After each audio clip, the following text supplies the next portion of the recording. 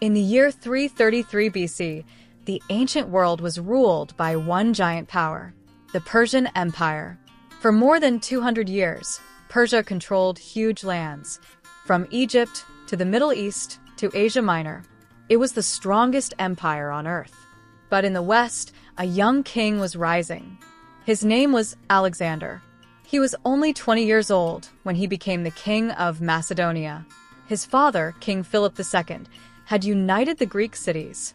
After Philip was assassinated, Alexander took the throne. Many people believed he was too young, too emotional, and too ambitious to rule. But Alexander had one clear goal: to defeat Persia and change the world. He crossed the sea into Asia with about 40,000 soldiers. They were not many, but they were trained, loyal, and ready to follow him anywhere. As Alexander moved east, the Persian king, Darius III, finally reacted. He gathered a massive army, far larger than anything Alexander had ever faced. The two leaders were now moving toward each other. Their meeting would decide the future of the ancient world. And that meeting happened in a narrow plain near a small river, in a place called Issus. This is the story of the battle that turned a young king into one of history's greatest conquerors. The two armies finally met near the narrow plain of Issus. The land was tight and closed in by mountains. This was important. The Persian army was huge, but the narrow space made it hard for them to move. Alexander understood this. He knew the land better than the Persian king, and he planned to use it. Before the battle, Alexander rode in front of his soldiers.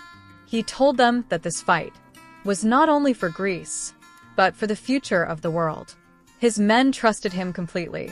On the other side, King Darius stood in a golden chariot. He believed his numbers alone would crush the young Macedonian king. His armies stretched far across the plain, with archers, spearmen, and fast cavalry. The battle began with noise and dust. Persian arrows filled the sky. Alexander's men raised their shields and pushed forward in a tight formation. Then something strange happened. Alexander ordered his right side to slowly pull back. To the Persians, it looked like the Macedonians were weak and starting to break. Darius took the bait. He sent more and more soldiers toward Alexander's right side. The Persian line became stretched and uneven. This was exactly what Alexander wanted. At the perfect moment, he turned to his elite cavalry and gave a single command: "Follow me." Alexander charged straight toward the center of the Persian line. His cavalry hit the enemy like a hammer. Shields broke. Spears snapped. The Persian center began to fall apart. And then the most important moment came. Alexander saw the royal chariot. He saw King Darius himself. He lowered his spear and rode directly toward the Persian king. Darius panicked. He turned his chariot around and fled the battlefield. When the king ran, the Persian army collapsed. Soldiers threw down their weapons and tried to escape. In just a few hours, the greatest empire on earth had been defeated by a young king with a smaller army, but a far greater mind. When the dust settled on the field of Issus, the world was no longer the same. The Persian army had collapsed. Thousands of soldiers ran in fear, and their king, Darius III, had left the battlefield before his men. For Alexander, this victory was more than a military success. It was a message to every kingdom on earth. The young Macedonian king was now a true world power. After the battle, Alexander found something unexpected. The family of King Darius, his mother, his wife, and his children, had been left behind in the Persian camp. They believed Alexander would punish them, but he did not. Instead, he treated them with respect and honor. This shocked the ancient world.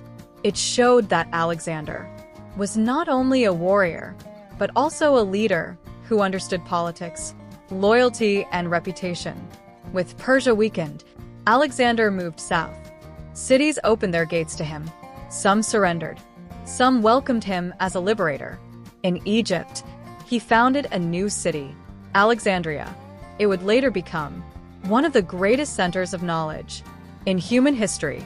But Alexander's journey was not finished. He knew that as long as Darius lived, Persia could rise again. So he continued his march east toward the heart of the Persian Empire. 2 years after Issus, the two kings met again in a final, decisive battle, the Battle of Gaugamela. There, Alexander destroyed the last hope of the Persian Empire and became the ruler of a territory stretching from Greece to India. But everything began on that narrow plain at Issus, a place where a young king took a risk, made a plan, and changed the direction of world history. This was the Battle of Issus, the moment a legend was born.